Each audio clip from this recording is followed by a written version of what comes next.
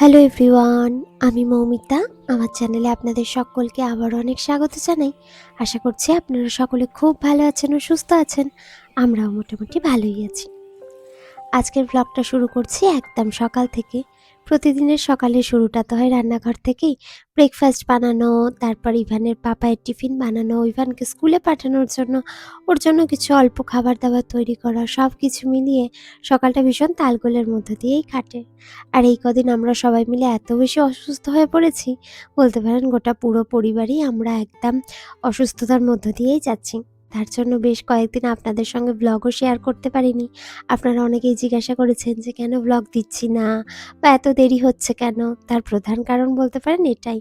আসলে একজন যদি অসুস্থ হয়ে পড়ি, অন্য আরেকজন একে অপরকে সাপোর্ট করে ঠিক হয়ে যাওয়া যায়।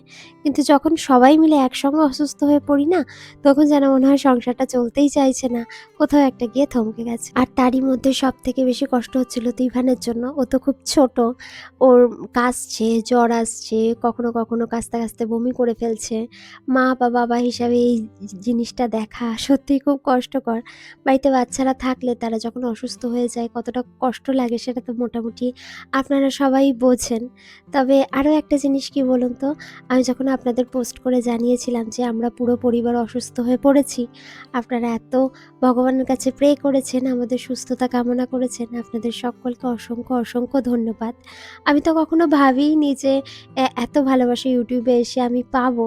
আপনারা যেভাবে আমাকে এত এত ভালোবাসেন, সত্যি বলছি আমার না ভীষণ ভালো লাগে। আর ভগবানের কাছে সবসময় বলি যে আমি যেন আপনাদের এই ভালোবাসার মর্যাদা রাখতে পারি। আপনারা অনেকে অনেক ধরনের ভিডিও করার জন্য রিকোয়েস্ট করেছেন, তারও কোনোটা করতে পারছি না। সব মিলিয়ে ভীষণ রকম একটা আ মানে খারাপ লাগা কাজ করছে যে কি জানি কবে পারবো আপনাদের রিকোয়েস্টেড ভিডিওগুলো শেয়ার করতে। বা এখনও আমার না অনেক ভিডিও ক্লিপ জমা হয়ে রয়েছে, কারণ সব কিছু একটু ঠিকঠাকভাবে করব বা করছি এরকমভাবে চলছিল, তার মধ্যে হঠাৎ করে শরীর খারাপ হয়ে যাওয়াটা একদমই মেনে নিতে পারছি না।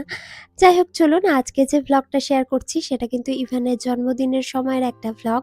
এরকম অনেক ভিডিও ছোট ছোট ভিডিও জমা হয়ে রয়েছে, সেগুলো আস্তে আস্তে আপনাদের সঙ্গে শেয়ার করছি। আর আজকে বেশ কিছু মনের কথাও বলছি, কারণ অসুস্থ হয়ে পড়লে সবথেকে বেশি যে জিনিসটা মিস করি সেটা হচ্ছে বাড়ির লোকজন, পরিবারের লোকজন। এখানে দূর থেকে আসলে প্রবাস জীবনটা দেখে তো অনেক বেশি সুন্দর মনে হয়, আসলে কিন্তু বাস্তবটা অনেক কঠিন।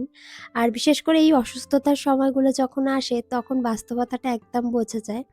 বাড়িতে যদি আপনি অসুস্থ হয়ে যান, মা বাবা বা বাড়ির সমস্ত লোকজন, দিদি ঠাকুমা পিসি বা শ্বশুরবাড়িতে শাশুড়ি মা শ্বশুর মশাই সবাই আপনাকে প্যাম্পার করে, বা আপনার কি খেতে ইচ্ছা করছে, বা ঠিক আছে আজকে কাজ করতে হবে না, তুমি রেস্ট নাও, এই কথাগুলো বলে। প্রবাসে তো সেরকম কোনো সুযোগ নেই। আপনার কাজটা আপনাকে করতে হবে। তার সাথে সাথে পরিবারের সবাই মিলে যদি অসুস্থ হয়ে যান, তাহলে তার কোনো কথাই নেই। তখন না একদম বাস্তবটা চোখে আঙুল দিয়ে দেখায় যে দূরে থাকার কি কষ্ট, বা প্রবাসে থাকার কি কষ্ট। সেই জিনিসগুলো তো আমরা শেয়ার করতে পারি না, বা অসুস্থতার সময়ে আমাদের দিনগুলো কিভাবে কাটে সেগুলোও আপনাদের দেখাতে পারি না। কারণ তখন ওই যে ভিডিও করব এইটাও তো মাথায় আসে না, তাই না? তো সেটাই আজকে আপনাদের সঙ্গে শেয়ার করছি যে দূর থেকে সবকিছু দেখে আ বোঝা যায় না যে আসলে কতটা কষ্ট হচ্ছে, বা কিভাবে দিনগুলো কাটছে। আমরা তো ভিডিও যতটুকু দেখাই ততটুকুই আপনারা জানতে পারেন। আর ভিডিও করার সময় আমরা সবাই চেষ্টা করি একটু সাজিয়ে গুছিয়ে সবকিছু করার জন্য। যদিও আমার বাচ্চা নিয়ে সংসার বলে অত বেশি সাজানো গোছানো হয় না। তবে চেষ্টা করি বোঝানোর জন্য যে আসলে জীবনটা কেমন। তো যাই হোক, চলুন বলতে বলতে অনেক মনের কথা বলে ফেলেছি। মা বা বাবা যখন এই ভিডিওগুলো দেখে তখন হয়তো ভাববে যে আমার মেয়েটার বোধহয় খুব কষ্ট হয়েছে।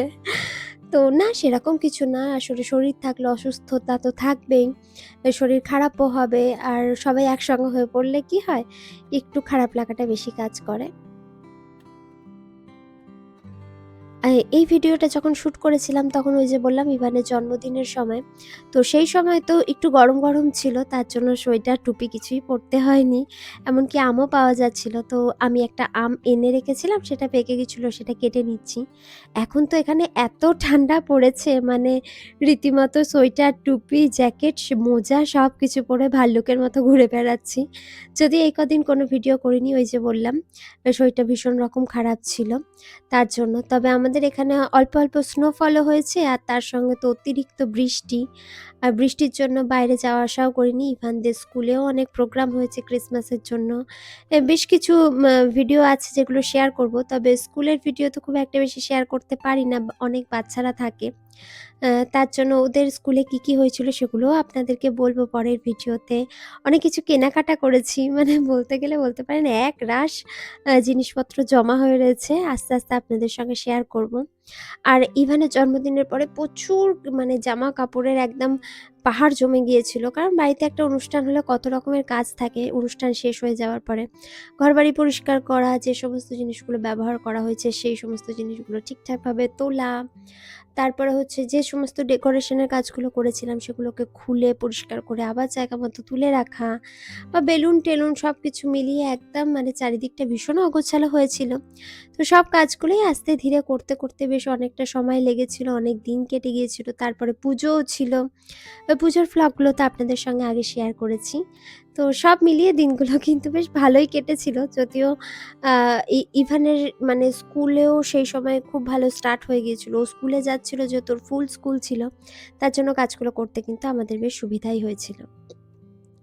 আর এটা মনে হচ্ছে কোনো একটা শনিবারের ভ্লগ হবে যেদিন শ্যুট করেছি, কারণ ইভান স্কুলে যায়নি। আর জানেনই তো ও যদি আমার সঙ্গে থাকে ওর মাথায় এত বেশি প্রশ্ন, এত বেশি জিজ্ঞাসা, মাঝে মধ্যে আমি ক্লান্ত হয়ে যাই উত্তর দিতে, দিতে। তখন ওকে বলি যে, "যা বাবাকে গিয়ে জিজ্ঞাসা কর, আমি আর পারছি না, আমি টায়ার্ড।" একদিন কি করেছে জানেন? এই কথাটা বলেছি। তখন ১ গ্লাস জল এনে আমাকে দিয়েছে। দিয়ে বলছে, "মাম্মাম তুমি খাও, তুমি খুব টায়ার্ড না? একটু জল খাও, ঠিক হয়ে যাবে।" আমার না সেদিনকে ওর হাতের আনা জলটা আমি তো খেয়েছি প্রথমত, কিন্তু ওকে দেখে মানে আমার এত মানে খুশিতে কান্না হয় বলে না? তো ঐরকম টাইপের আমার হচ্ছিল। খুশিতে কেঁদেছি যে আমার ছেলেটা আস্তে, আস্তে কত বড় হয়ে গেছে। এই যেন কদিন আগে হলো। এখন আবার ও বোঝে যে মাম্মাম টায়ার্ড বলছে, বা মাম্মামের খারাপ লাগছে, মাম্মামকে কখন জল দিতে হবে। সবকিছু মিলিয়ে না মা হওয়ার আলাদা একটা অনুভূতি আছে, তাই না? যদিও আজকের ভিডিওটাতে বোধহয় খুব বেশি ইমোশনাল হয়ে যাচ্ছি। তো যাই হোক চলুন, ওই দিনটা বেশ মোটামুটি কেটে গিয়েছিল। আর মাছের ঝাল করেছিলাম, ভাত করেছিলাম, আরও হয়তো কিছু করেছিলাম, আমার ঠিক মনে নেই। আর রান্নাবান্নার পরে সবথেকে ইম্পোর্টেন্ট যে কাজটা থাকে রান্নাঘরটা পরিষ্কার করা, ব্রেকফাস্ট বা রান্না করার যে বাসনপত্রগুলো আছে সেগুলো ধুয়ে মেজে পরিষ্কার করে নেওয়া। তো সব একের পর এক করে যাচ্ছিলাম, আর চেষ্টা করছিলাম সবকিছু ঠিকঠাক মতো করে নেওয়ার জন্য। আসলে সংসার মানে এইরকমই তো, একই কাজ, একই জিনিসপত্র, প্রত্যেক দিনে একই সবকিছু। যদিও ছেলেদেরও যে বিশাল কিছু আলাদা থাকে তা নয়। ওই একই অফিস, একই কাজ, একই ল্যাপটপ, এই সমস্ত নিয়েও তো তাদেরই কাটে। তো যাই হোক, যারা অন্যরকম দিন করতে পায় তাদের সত্যিই ভাগ্য ভালো, এটা বলতে হবে। তবে আমার ভাগ্য অতটা ভালো নয়। আমি তো সংসারের প্রতিদিন একই রকম কাজই করে যাই। আর আমার মনে হয় হাউসওয়াইফ যারা তারা সবাই ওই আমার মতো একই রকমই কাজ করে, একই জায়গাতে কাজ করে। শুধু দিনগুলো একটু সুন্দর করার চেষ্টায় আমরা প্রতিদিন সুন্দর, সুন্দরভাবে নিজেদেরকে সাজিয়ে গুছিয়ে নিই। যাই হোক চলুন, আজকের ভিডিওটা তাহলে এই পর্যন্তই থাক। দেখা হবে নতুন কোনো ভিডিওতে, নতুন কোনো দিনে। আপনারা আপনাদের পরিবারের সকলকে নিয়ে খুব ভালো থাকবেন, সুস্থ থাকবেন। দেখা হচ্ছে খুব শীঘ্রই।